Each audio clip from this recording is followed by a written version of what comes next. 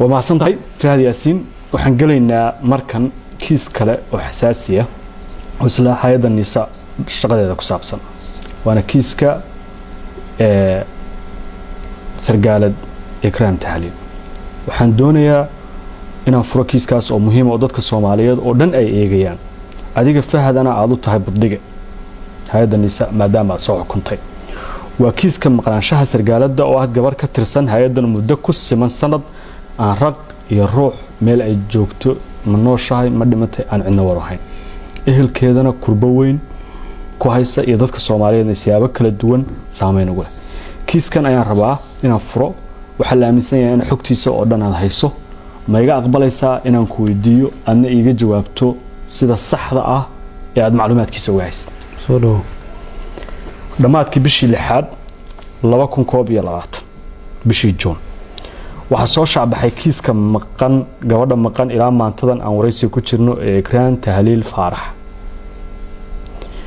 مقارنيسا عديق فهدهان إكران وأقانا أيضا أقانا قيس كذا نقانا هو أيضا ما أقانا فمل كذا نقانا متقانا داودي سواء أقانا عديق وفهد ياسينا وها أقاسمه أسرية النساء بل إكران نوقع انت كتقاند انت هايدا اتمد ودا شقينتينا دخ martay iyo waxa ay kan la xariira laba mowduuc waaye mid waxa waa iyada ma taqaanaha waa aqaana oo familkeeda aqaana oo dad waliba family ahanahay hay'adda intaana aniga ku soo biirin xilligii taliya muddo aniga taliya kala noo dhaxeeyay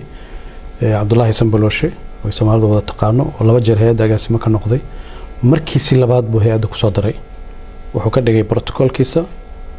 mar labaadna waxa la ii sheegay inuu xafiis cusub sameeyay oo la xuquuqul insaanka uu dhiibay waliba cusbaa markaas hay'adda ku cusbaa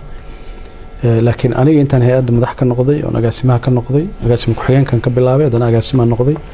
intaas Ikraan hay'adana kama shaqeynin oo may noqonin xubin ka shaqeysa xil umaana magacaabin wax wada shaqeynana nama dhaxmarin laakiin nature-ka hay'adda sirdoonka qofka mar haduu ku soo biiro inta badan xubinimadiisa way noolaataa markii la rabaa dib loo activate gareeyaa oo la isticmaalaa laakiin oo hay'adii ay dugo faa'iideysataa oo isticmaashaa oo ku shaqeysaa laakiin aniga shakhsiyan intii aan hay'adda joogay wax xilana umay qabanin wada shaqeyn hay'adda ay ayadana ma dhaxmarin marna kuma noqon xog haye iyo kaaliye xafiiskaaga adiga fahadaan maya waxay u ahayd taliyihii iga horeeyay waliba taliye kale noo dhaxeeyo hadda aan ku sheegayo protocolkiisa ka mid ahayd waliba saasaa la igu sheegay inay protocolkiisa ka mid ahayd asagaana hay'adda ku soo daray adigu intii aad hay'adda timid marna ma la kulantay waa la kulmay haa dhowr jeer waa aqaana hadda iyada aqaana familkeeda aqaana hooyada baan aqaana laakiin shaqo ahaan hay'addu ma aanan kulmin inay qaybta amniga ee hay'adda niisa ay haysatay qaybta internetka ee amniga cyber security ay haysatay oo xilliga hay'adda joogtay ay process ka shaqeynayso xafiiskaasi sax ma waxaan ku iri intii aniga aan hay'adda labada xil ka hayay wax shaqo ah oo loo magacaabay iyo wax shaqo oo hay'adda u qabatay ma jirto intii aniga iga horeysayna waxa la ii sheegay labada shaqo inay haysay habeennimadii 26 June muuqaal la faafiyay wuxuu muujinayaa gaari cad oo la xaqiijinayo in ay niisa leedahay in gabadhaas lagu qaaday madaxdii ka sareysayna ay shaqo ugu yeereen hay'adda sida ehelka gabadhu ay sheegeen markaas ayaana rag iyo ruux ugu dambeysay fahad waxaan ka xumahay gabadhaas kiiskeeda yani meel far badan baa la marsiiyay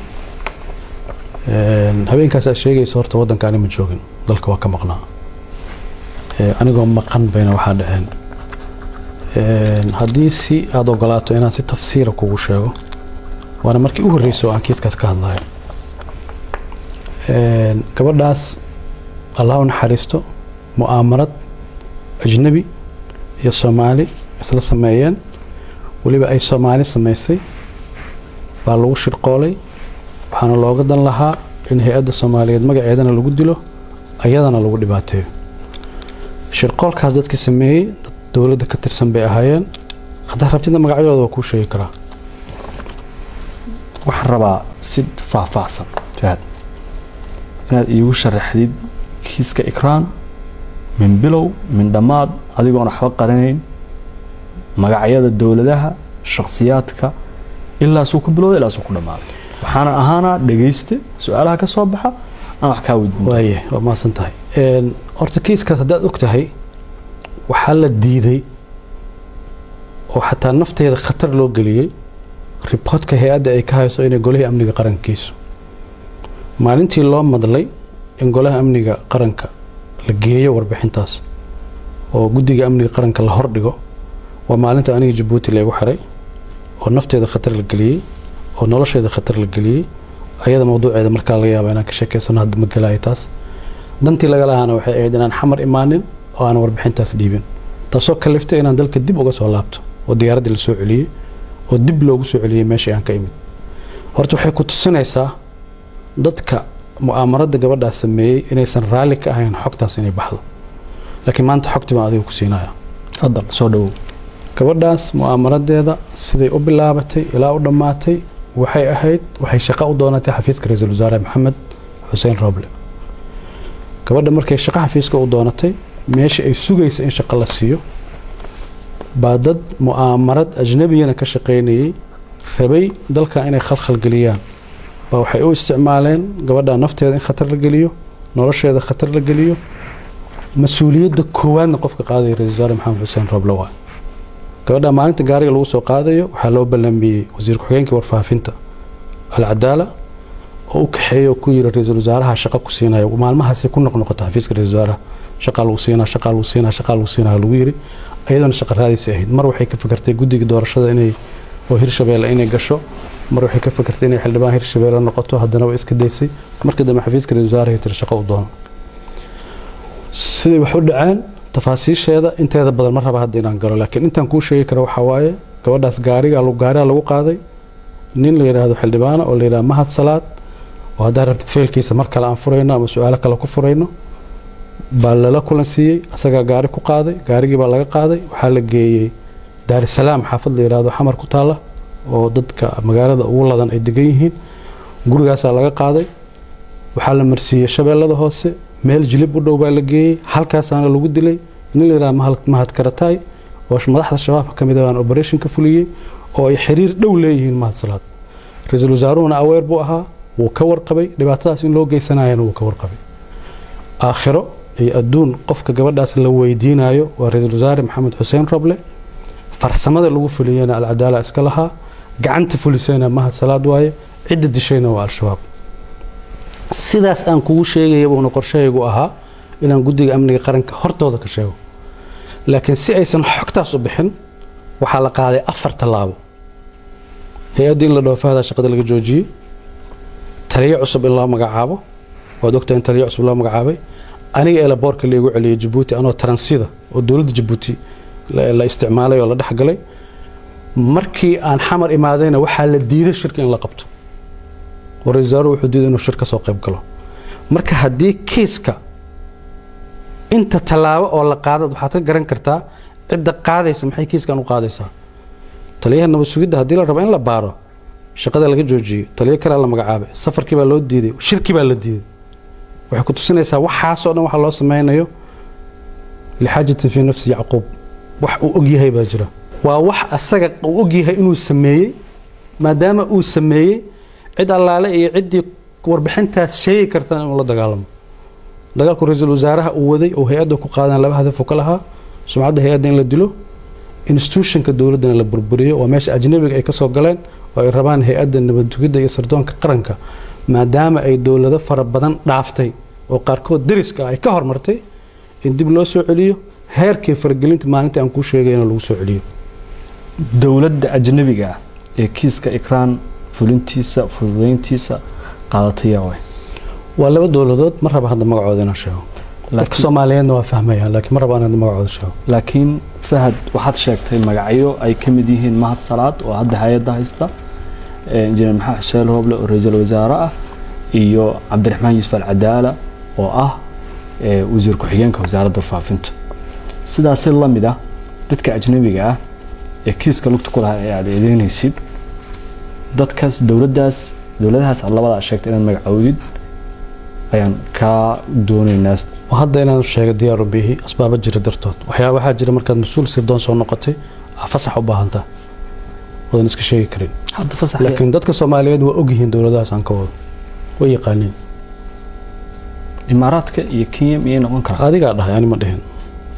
hada dhahay gabadha gaara lagu qaaday saa sheegtay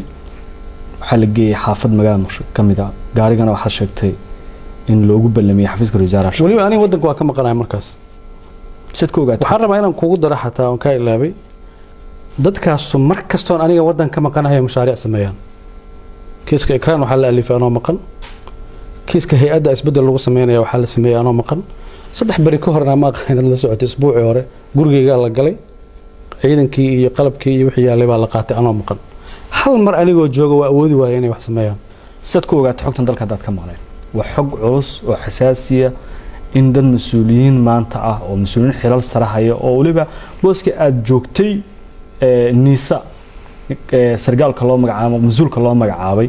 aad ku eedanayso inuu kiiska isagu wax badan aan ka ogahay intaas kaliya ma aha qal dhibaato fara badan oo amni darrada dalka ka dhacday qayb bay ka ahaayeen dadka aan ku sheegay kila ay gaareen xataa dariska inay dhibaato ka geystaan professor Abdiwahaab oo Nairobi jooga ra'iisul wasaare Maxamed Xuseen Roble ka shaqeeyay oo dhaqaale ku bixiyay oo systemka dawladda Kenya iyo dad kala duwan dhaxgalay oo gaangis rabay inuu isticmaalo qorshahan wuxuu ahaa professorka in la dilo waxa la rabay in loo dilana hal shay bay ahayd maxaa dawladda Soomaaliyeed qaran Soomaaliya u difaacaysaa intaas loo dilay waliba professorka waxaan diyaar u ahay in arrintaas xogta uga baahan yahay waqti kasta uga baahan yahay ka siiyo kiiska ikraan doorka mahadsala waa hadda hay'adda niisa jooga maxay ahayd intaan ku sheegay bay ahayd hadaad rabtid kiiska gabadha intuu ku lahaa waxyaabo kala jira laakiin kiis gabadha hadaad dubtoontid intaas buu ku lahaa mu'aamarada ayaga wada sameeyay gacanti fulisana mahadsalaad buu ahaa yoolka laga lahaa maxay tahay laba arrimood laga lahaa in hay'adda sumcadeeda lagu dilo amniga dalkana lagu khalkhal geliyo mahadsalaadna amni darrada dalka waxyaabo badan oo khalkhal ku sameeyay in ka badan 60 maalmood oo gabadha la baadi goobayay fahad oo gabadha shakhsiyan ehelkooda garanayay family ay ahaayeen ay garanayo ay daris iyo wax kasta ahaayeen sargaalada hay'adiisa ka tirsanna la weysanaa oo la dilay 60 maalmood ka bacdi September bilowgeedii ayaa soo saarteen war saxaafadeed aad u hooseeya luqadda loo isticmaalay oo lagu baahiyay telefishinka dawladda iyo warbaahin dawladda oo lagu sheegay in gabadha ashaab dileen kadib ashaab maalin kadib way beeniyeen sheegashadiina ehelkii gabadhuna waxay sheegeen in ay la xariireen al-shabaab oo ay diideen inay iyagu falkaas geysteen horta al-shabaab ayaa diiday fahad inay sheegato dilka gabadha ehelkeeduna waxay sheegeen markay al-shabaab la xariireen inay yiraahdeen anagu ma ogin horta waxyaabaha aan aad uga calool xumaado waxaa ka mid ah ra'iisul wasaaraha qaranka intuu maalmaha ka mid soo istaagay in asagii al-shabaab isku luqad noqdeen hadda xusato wuxuu yiri hay'adda warbixinteeda ma aaminin kuma qancin taasoo macnaheedu tahay mid shabaabkan rumaystay taa laftigeeda waxay ku tusinaysaa shaki abuuraysa qofka oo wax fahmi kara ra'iisul wasaarada dal hay'adiisi amniga warkeeda intuu u beyniyo mid al-shabaabka uu rumaysan kara familka gabadha hooyadeedana waa la fariistay markaan la fariisanayna marqaati bay lahayd waxaan u sheegay laba kalmadood waxaan ku yiri hooyo kiiskan aniga gacanta ku haya baaritaan baan wadaa khayd baana ay baxay yani xarig baa ay baxay xarigaas inta uu iga dhamaanay iga warsug laakiin hooyadii hooyay noqotay way jilacday dad siyaasiyiinna waxay damceen inay kiiska isticmaalaan si la socotana kiis gabadha waa la siyaasadeey gacantuna ka baxay annaguna marka mar hadii wixii gacanta ka baxeen annaguna fawdadii meesha jirtay inaan qayb ka noqono diyaar uma nahayn meeshii ay ku habooneed in lagu sheegana guddiga amniga qaranka ahayd guddiga amniga qaranka inaan Soomaaliya galaab la diidayba ra'iisul wasaaraha Soomaaliya wuxuu sheegay inuu og yahay dadkii dilka dambe asheego aruntiisa aan mareena uu og yahay aruntiis laakiin aad lagu weedaynaya ra'iisul wasaaruhu wuxuu sheegay in uu markuu wasaaruhu ma oranin Fahad baa ka dambeeyay horta waxa uu sheegay hal mar ma dhihin waxa uu sheegay maalintii ugu dambeysay ee Muqdisho uu ka hadlayay ee 30 Maarch ahaa in 14 xildhibaanada baarlamaanka Abriil la dhaarin doono kuwii ikraan iyo aamina dileena halka lagu cadaalad marin doono oo laga hor istaagi doono inay cadaaladda ka dhuntaan cidda kaliya ee 328 mudane baarlamaan ee gobolada laga soo doortay shahaadada loo diidayna waa Fahad Yaasin soo kama dhigna cadaaladda ra'iisul wasaaruhu raadinay ama uu sheegay inay adiga ahayd in baarlamaanka laga reebo si labada kiis aan cadaaladda uga dhuuman fiiri meel fiican baa dad ka soo gelisay anuu ma rabin inaan personal ka dhigo in aniga xildhibaannimada leega xanibo waxay ku tusinaysaa ra'iisul wasaaruhu xogta aan ogahay buu wuxuu aaminay haddaan xildhibaan golaha shacabka dhex fariisto inaan wax oo dhan ka shifi doono laakiin shakhsiyadeeda ma yaqaano shakhsiyadeedu xildhibaannimada golaha shacabka dhex fadhiyo kuma jirto shakhsiyadeedaan leeyahay waa aniga maanta kuu caddaynaya oo kuu sheegaya ra'iisul wasaaraha xaaladda xasaasiga dalka jirtay baa laga yaabaa in looga aamusay laakiin dadka Soomaaliyeed oo adigu kamid tahay inta dib u dhageysato wuxuu afkiisa ka sheegay ciddii samaysay baan aqaanaa muxuu sheegay waa ciddii samaysay soo mas'uul kama saarna muxuu ugu sheegi waayay hay'adaha garsoorka muxuu ugu sheegi waayay hay'adaha amniga wuxuu yiri u fiirso hadalkiisa al-shabaab baa lacag la soo siiyay oo jidkay soo martay oo waday soo martay oo qofkii soo qaadaan aqaanaa waa ra'iisul wasaarihii dalka mutalaabo ka qaado muu sheego sida hadda anigu u sheegay muu u sheego muu ficil sameeyo maxaa u diiday laakiin ana hadda kuu sheegay waa runtiisu wuu ogyahay cidda samaysay waana asaga iyo inta ku xeeran anaga taa dambe ma dhihi karno adiga eedayntaada waa waxaan rabaa inaan ku weydiiyo Fahad Yaasin maalin ka mid ah markii Djibouti lagu xiray maraan ismaqalnay markii lagu soo celiyay kadib waxaad ii sheegtay in shirka amniga qaranka aad tagi doontid warbixin halka ku dhiibi doontid maanta waqti badan ka soo wareegay maxaa dhacay oo inta dhan kiiskan heerka gaaray ee xogtiisa ee sargaalad aad garanaysid faamilhaan u garanaysid aad dadkooda dhan baan garanay qaraabada dhan baan garanay hay'adda aad madaxda u ahayd kamid ah askartaadii ama dadkii ugu dhawaa inaad tiraahdid intaas ka aamusnaatid maxaa ku kalifay mid waxa wahayd meesha institutionska dawladda aniga taliyaha nabadgelyada Soomaaliya soo noqday ka bacdan la taliyaha amniga qaranka noqday meesha ay tahay horta warbixinteeda inaan geeyo waa guddiga amniga qaranka meeshiina shirki inuu qabsoomaa laga hor istaagay wasiirka cadaaladda loo diiday inuu ka soo qayb galo wasiirka amniga loo diiday inuu ka soo qayb galo ra'iisul wasaarihi baa diiday inuu ka soo qayb galo haddii ra'iisul wasaarihi uu ka soo qayb gali waayo waxay noqonaysaa garab ka soo horjeeday oo sheekaystay buu u fasiranaya anuna meeshaan rabay warbixinta inaan ka jeedo waxay ahayd asagoo fadhiyo inaan sheego haddii taa ay hirgeli weysay laba sababood baa jirtay mid dalka xaalad doorasho ku jiray maan rabin fulkaano kale inay qarxdo buu qarxo lambar 2 madaxda la socota madaxweyne Maxamed Abdullaahi Farmaajo wuxuu xakameeyay hay'adaha amniga ah inaysan gacan aan aamin ahayn aysan galin gacan aan aamin ahayn markaan ka wadana ra'iisul wasaare Maxamed Xuseen Roble oo rabay hay'adaha amniga inuu dhex galo taliyaasha bedelo wadanka oo dhan uu qalalaas galiyo waxyaabihii loolanka ahaa ra'iisul wasaaruhu wuxuu ka dhigay siyaasad laakiin annaga waxay noo ahayd dalkan bal inuu taagnaado inta doorashada laga gaarayo haddii Maxamed Abdullaahi Farmaajo madaxweynaha uu soo laabtana khayr haddii kalena qofkii kale loo dhiibay uu go'aan gaaro marka haynta in la haayay baa keentay bal horta meel in lagu simo Fahad gabar dhinac gabarka ah Soomaaliyeed dhinac sargaaladka ah hay'ad ka tirsan nisa dhinac muwaadin Soomaaliyeed oo la weysan yahay xogteeda maxaa ka muhiimsan oo la sheegi lahaa bishaaro waxaan kuugu bishaaraynayaa application-ka Baysi waxa uu ka caawinayaa inaad ehelkaaga lacag u dirto adigoo jooga gurigaaga iyo goobtaada shaqada loo diraha lacagtu waxay ugu dhacaysaa telefoonkiisa gacanta Baysi waxaad ka heli kartaa App Store-ka iyo Play Store-ka hadda xogtu waa laba dhinac yaa gabadha dhibaatada dilka u geystay waa sheegnay yaa ka dambeeyana sababtan u sheegi weyna waa ku sheegay waxaan ku yiri goliyan ka sheegi la waa la diiday laakiin waxa la wooday inaad shijir ay qabto sidan oo kale hada saas institutionada dawladda ma shaqeeyaan yani qarannimada Soomaaliyeed iyo hay'adaha Soomaaliyeed waxa la fiiriyaa waxa aad sameynayso maxaa ka dhalan kara aniga inta nabadgelyada madaxda ka ahaa intaas oo file oo sensitive oo khatar ah ay soo maray waxaan ka shaqeynaya ma xakameyn kartaa ha waxa xakameyn kartaa hada xakameyn kartaa dadka qalqalin laakiin hadda ku weydiin hadda inta cadis soo istaagay intaan ku sheegi la waxa la dhihi lahaa dawladda mucaarad target gareynaysa wax kale lama dhahan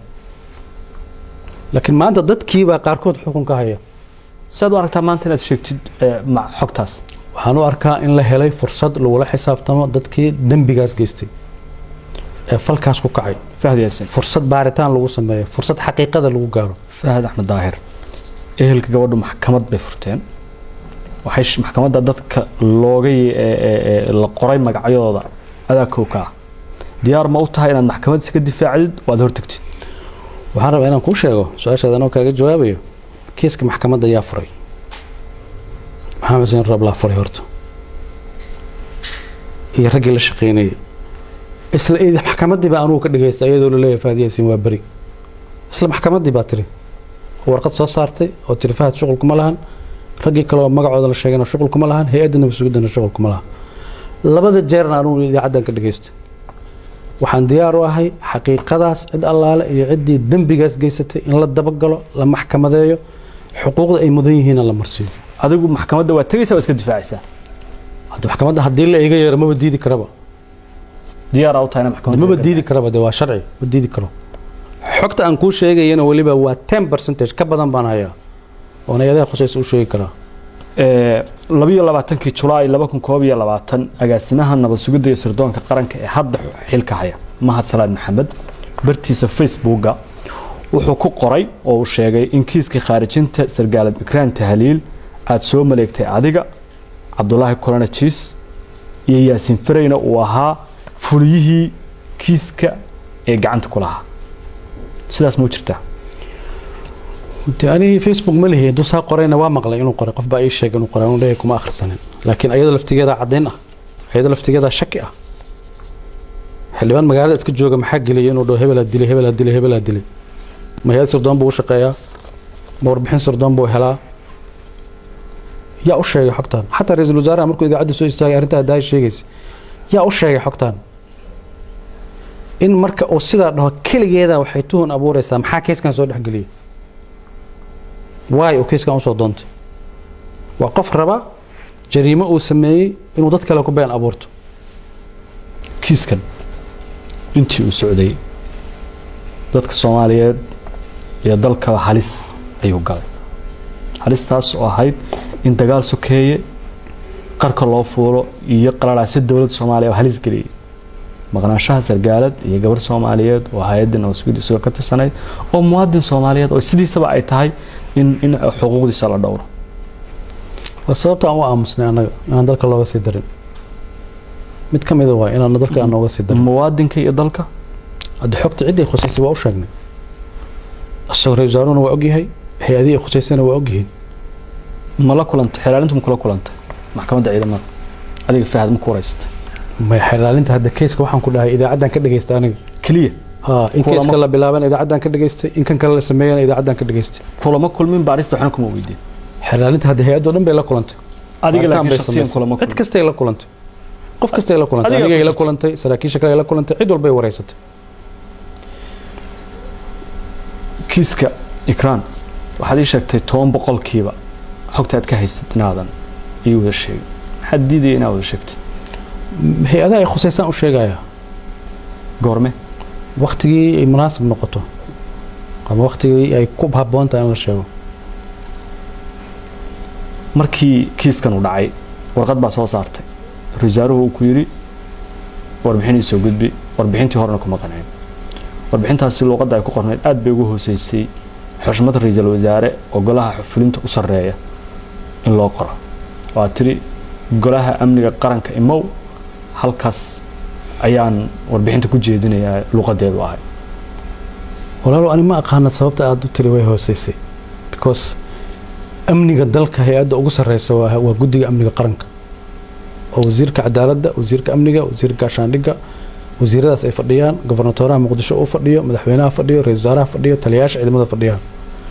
aniga marka xogta aan hayay haddaan dib hadda ku xusuusiyo wareysiga maanta aan ku siinayo xogta maanta aan ku siinayo iyo warqadda maalintaas aan soo saaray waa islahayd because sidee baan xogta u siiyaa qofka dembiga sameeyay sidee baan asaga u address gareeyaa oo warbixin ugu gudbiyaa hadduu asaga qayb ka yahay ma ninkii xukumayay iyo ninkii dembiga galay baan isku mid ka dhigaa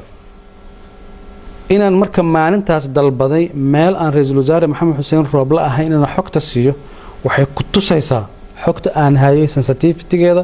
iyo jihada aan rabay inaan wajahayo haddii aan ogaan lahaa oo ay ahaan lahayd inuu beri ka yahay qofka ugu horeeyan siin lahaa buu ahaan lahaa waana sababta aan uga leexday ehelka gabadha hooyadeed inaad kulanteen ay saxaafadda ka sheegtay adigana waa ii sheegtay dad maqaatiyan idila joogeen maxaa ku tiri intaas aan kuu sheegay waxaan ku yidhi hooyo khad baan hayaa khayd baan hayaa xarig baan hayaa inta xarigaas uu iga dhammaanaya iga warsug wax tallaabaana ha qaadina warbixin dhammaystir anaa kuu keenaya sargaal ka tirsan hay-adda ma u dirtay oo gurigeeda ma kula kulmay markaad xogtan heshay kadib kulankaas ka bacdi sargaal uu la kulmay wuu la kulmay waxaana u sheegnay hooyo idaacadaha aad ka hadlayso iska jooji naga warsug annaga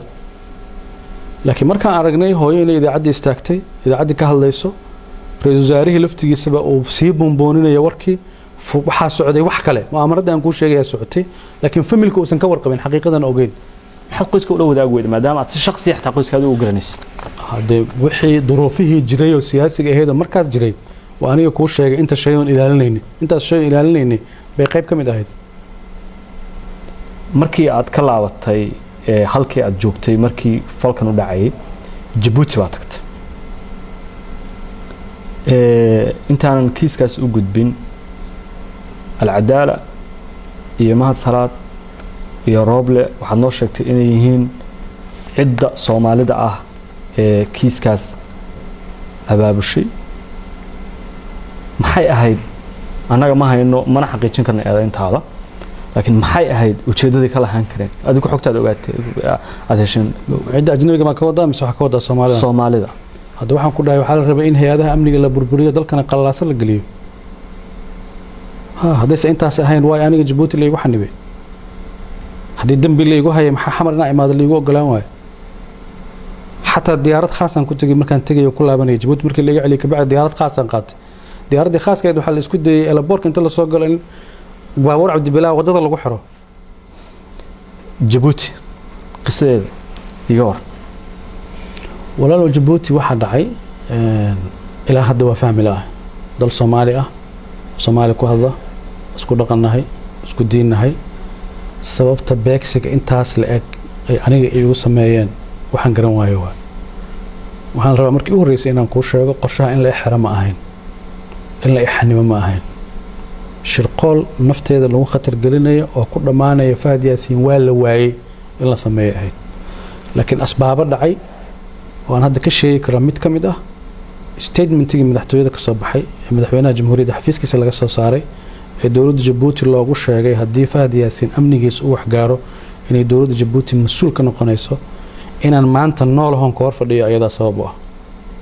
hadduu statementigaa soo bixi lahayn waxaa laga yaabaa wax kale inay dhici lahaayeen waxa dhacayna waxay ahayd militariga Djibouti baa ogaaday hay-adihii dowladda Djibouti baa ogaatay shirqoolkii wuu fashilmay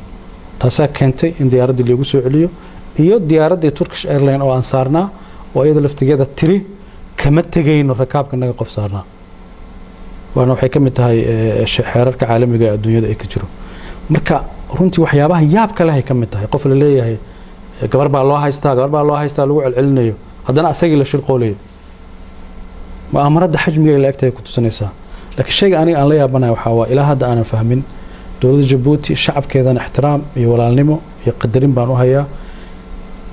shaki bay mararka qaar gelinaysaa maxaa geliyay mu'aamarada intaan la ganay soo dhaxgasho askarta ila hadlaysay hal su'aal baan weydiinay wadankiina Djibouti wax dhibaaya miyaa idinku sameeyay waxay ugu jawaabeen maya wax Soomaali ka dhaxay maxaa idinku soo dhaxgalaysaan baan ku yiri waay maxay ku sheegeen in sababtu maxay tahay lagu hakani UK amarka waxaa la isku dayay shirqoolka asalkiisu ma ahaynba in aniga Djibouti lagu xanibay waxay in la iwaayo maxaa la jeedaa wax kale oo fara badan aan qorshaysnaa xarga fara badan oo ajnabi ah isku xirnaa oo dawladda leh oo Djibouti kaliya ku ekayn oo xukuumaddii ra'iisul wasaare Maxamed Xuseen Rooblana uu qayb ka ahaa asaga safaaradda Djibouti wacay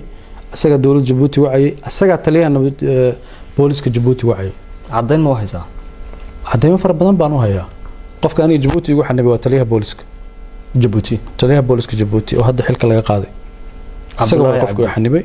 madaxweyne Ismaaciil Umar Geele markaa dalka uu ka maqnaa ma huwa aniga laakiin waxa la sheegay sabab caafimaad oo maqnaa laakiin madaxda Djibouti qayb ka mid ah markaan si cadaalad u dhaho markay warbaahinta ku arkeen mas'uul Soomaaliyeed oo wadanka Djibouti lagu haysto way ka xumaadeen talaabayna ka qaadeen talaabadaasana keentay inaan ka soo baxo laakiin taliyaha booliska Djibouti Cabdullaahi baa mas'uulka ah wixii meesha ka dhacay caqligaygu ilaa hadda wuxuu diidayaa sidee dowlad Soomaaliyeed qof Jabuutiyaan u dhibaateyn kartaa sidee bay dowladda Jabuuti ugu dhiiran kartaa inay qof Soomaaliya dhibaateyso laakiin markaan leeyahay walaalnimada soo jireenka dhaqanka taariikhda naga dhaxeeya ilaa haddana waxay ka faa'iideen baan garan lahaa Jabuuti waxaa sheegtay dowladaha ajnabiga inay ka shaqeeyaan kiiska meeshu ka dhacayna waa Jabuuti jamhuuriyadda Jabuuti dowladaha ajnabiga ayaa waa ee Jabuuti ka baxsan waa shabakad isku wada xirnayd oo kiiska dhan isla waday waxa marka bilaabanaysay dowlado kale soo mareysay Jabuutina shirqoolka lagu riday dowladaha kale ma raba haddaynan galo Jabuuti magaceeda xataa ma sheegeen laakiin waxaan u sheegay waa meesha ficil ka dhacay hadduusan ficil ka dhici lahayn ma sheegin maxaa dareentay markii lagu yiri diyaaradaadu ma kacayso xamar ma aadayso wallaahi filan waa igu ahayd ilaa hadda filan waa igu tahay ilaa maanta aan kula hadlayo waay dowladda Jabuuti iyo shacabka Jabuuti ay qubsul Soomaaliyeed saan ugu sameeyeen waay abtunaaga ma fahamsani sababtoo haddaan ogaan lahaa waana u sheegay haddaan ogaan lahaa qof Soomaali ah oo muwaadin ah oo mas'uul ah in lagu dhibaateyn doono Jabuuti waxaan ku yiri transit ma idin ku soo mari lahaa waxay u yiraahdeen maya marka su'aashaas aniga dowladda Jabuuti hadda ma rabo inaan weydiiyo laakiin waxaan rabaa in shacabka Jabuuti u hortaalo oo shacabka Jabuuti iga jawaabaan waay dowladoodu ee dhibaatada intaas la eg mas'uul Soomaaliyeed ugu geystay fahad waxa aaminsantahay Jabuuti inay ka badbaadid sida aad carab ku dhufanayso qorshayaal saxiixay markaa ula jeedo shirqool dil baa ula jeeda shirqool wuxuu ahaa aniga dhan in la waayo ma garan karo ma in la dilay ku dhamaanayay ma in wadan kale la isi dhiibo ku dhamaanayay ma in dhibaato kale ugu dhacdo ku dhamaanayay leena ficilaa dhacay hadda aan rabin inaan ka sheekeeyo meesha dhexdeeda ka dhacay ficiladaas kulligood waxay tusinayeen shirqool kale inuu jiray haddii diyaaradda Turkish Airlines aan saarnaa aysan khasbi lahayn in diyaaradda la igu soo celiyo oo diyaaradda la soo saaro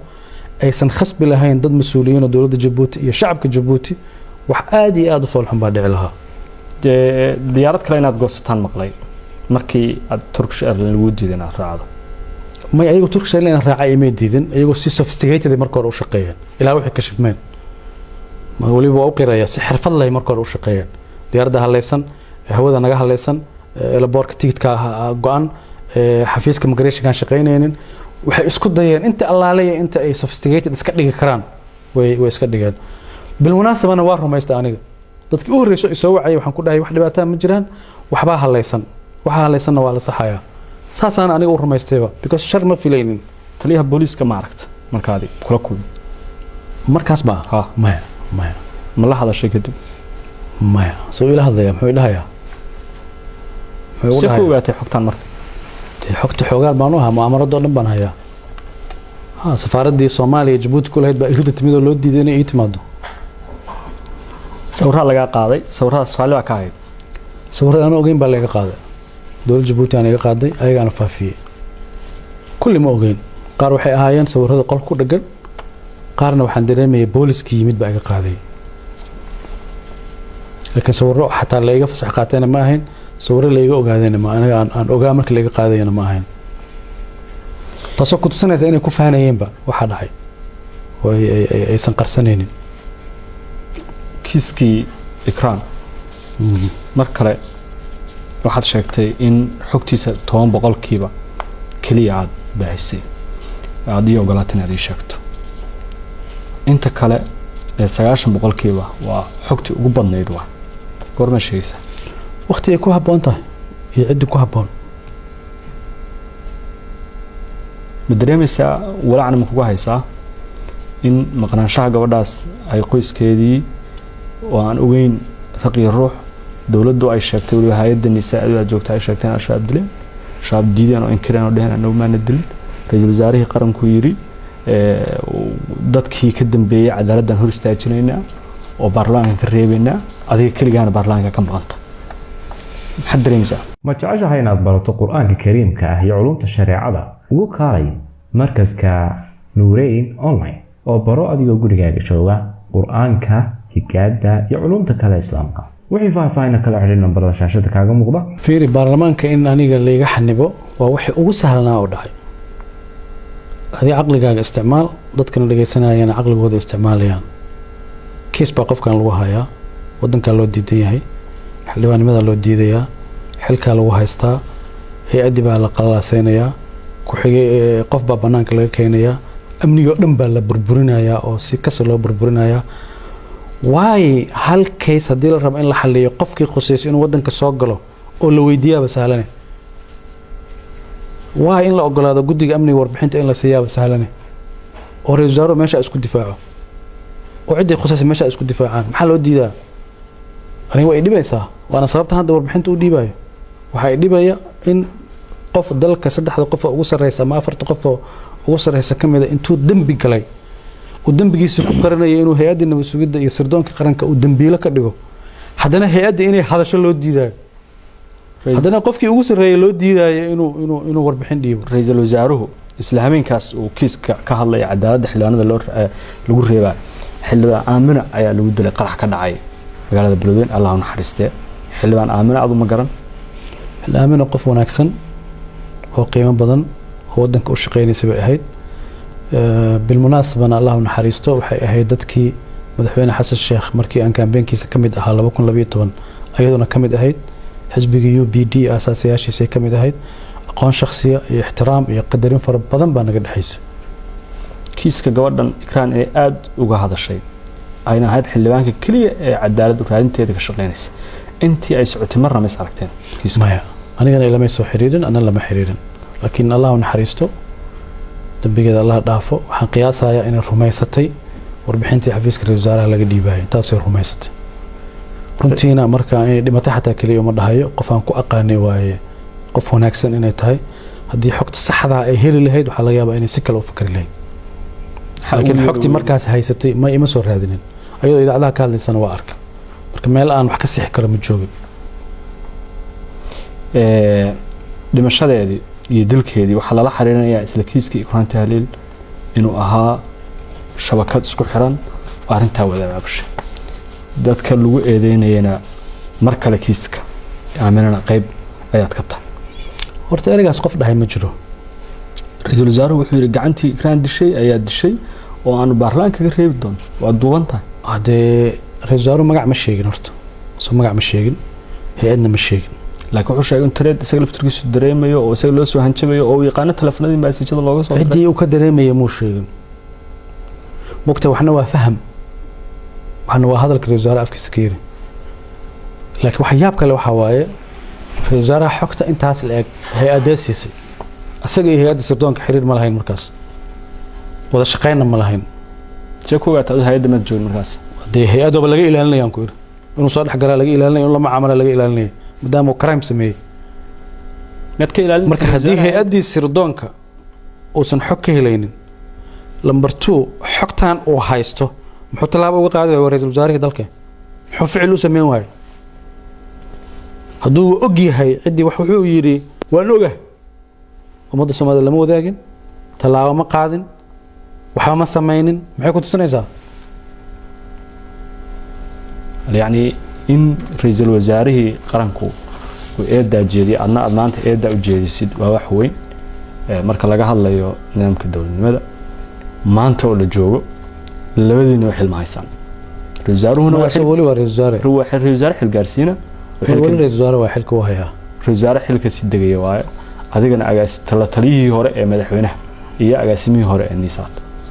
قف شعبه وواحد هاي الصوماليات حكت بحني سنة حقوين رئيس الوزراء مرنا بس كنت أنا أتكلم هذا الشيء أنت خلاف كأنه بالوضع كيس كسابسن جواردا يناد ستوس وشكت بتاع رئيس الوزراء سلا يسلاس كذا مر وحاجرتي سؤال هذا الآدي مهم وهو يسوي حسوسي وأنا هذا المرقات له مر وحاجرتي مدحت القرن كيف الدين مرة مقعين هالشيء لكن دتك أوجا ويجوجان إلى استقال قف مدحت القرن كيف الدين hortooda ayuu ra'iisul wasaaruhu kitaabku maray oo yiri magaca Ilaahay waxaan ku dhaaranayaa Ikraan inuusan faahna shuqul ku lahayn niisan shuqul ku lahayn laakiin wuxuu yiri siyaasadda ay la gashay hadalka dadkii hortooda ka yiri waa nool yihiin marqaati noolna waa intii uu ka soo laabtay safarkii qadar ra'iisul wasaaruhu miya ma xusuusto safarka horeeyay mis hadalka horeeyay taa ma xusuusto ومحسن تهي فهد ياسين كيسكا سرقالة إكرام تهليل intaas sadaadii ogolaatid inaan uga gudbo ayaan jeclaan lahaa waa kiis weyn boqolkiiba 90 xogtiisii aad wali qaranaysid sida aad sheegtayna aad la sugaysid meel ku munaasaba ma garanayo meel kale oo aad geyn doontid ama aad kala hadli doontid iyo cid kale waxaan u gudbayaa nisa maanta waxaa xukuma mahadsalaad waa maxay aragtida magacaabidiisa maxaad ka aaminsantahay